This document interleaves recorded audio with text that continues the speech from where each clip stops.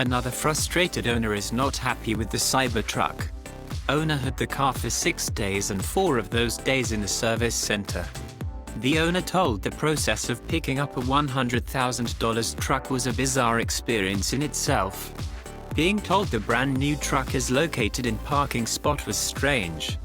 It was like picking up a Hertz rental car. Not even a thank you or congrats.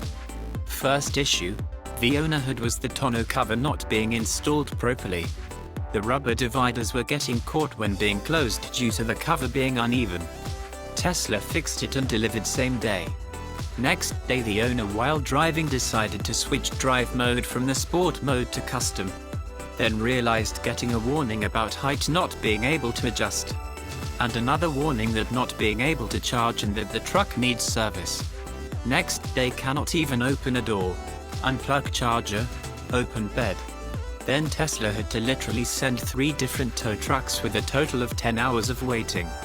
None of the drivers, except for the last one, knew what to do.